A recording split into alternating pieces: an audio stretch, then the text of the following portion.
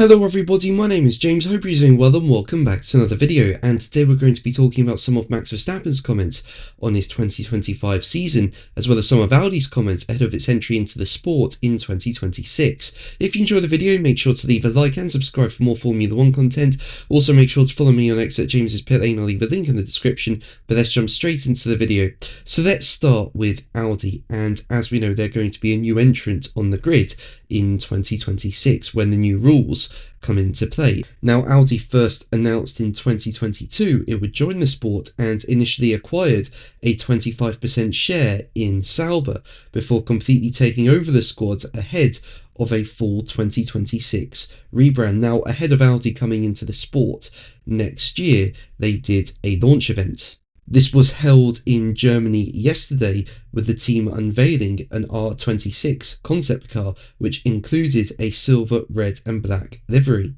Now, following the launch event, Audi set out its targets for when it enters the sport next year. Basically, Audi chief executive Gino Dollner says the German manufacturer is targeting a world title bid from 2030 onwards, while also having ambitions for its first years in the series, with Dollner saying, as quoted by motorsport.com, "The next 2 years we will be challengers.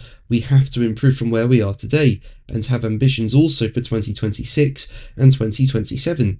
These years are the challenger years, and from 2028 on, we want to become real competitors, and then from 2030 on, fight for the championship."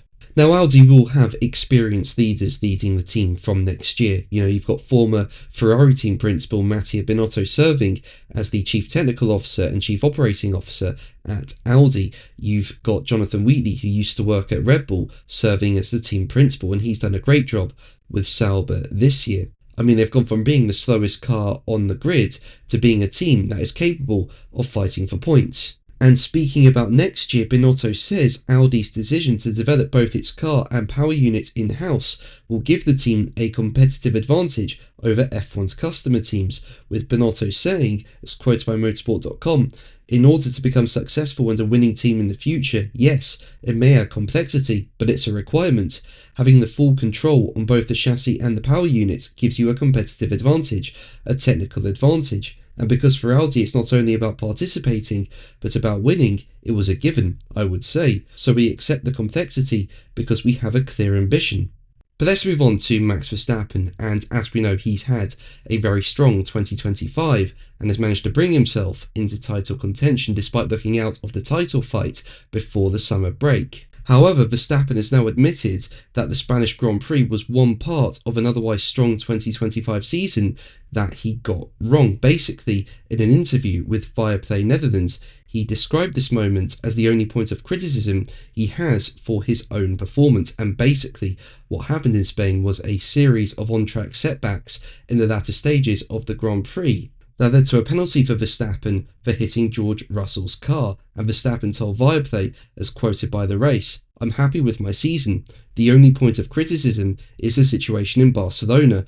What happened there, of course, wasn't great, but it also came from the fact that I really care.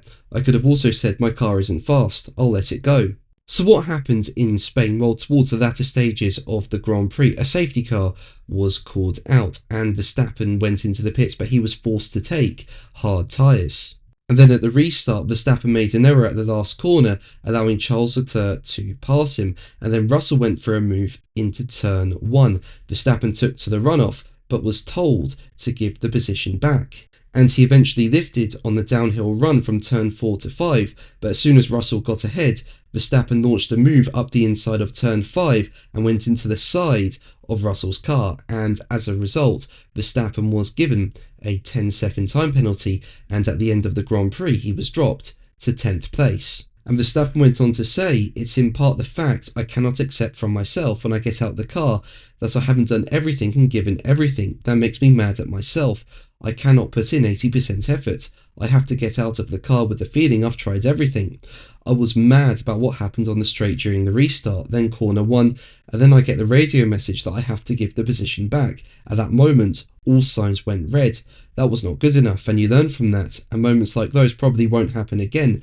You can be in a similar situation with the car, but it's something that you learn from. But performance-wise, I'm happy, especially in qualifying. I'm pleased with myself, and that was maybe at the beginning of my career one of my weaker sides. But that's going to be the video from me today. Thank you ever so much for watching. Make sure to like and subscribe for more videos, and until the next one, take care.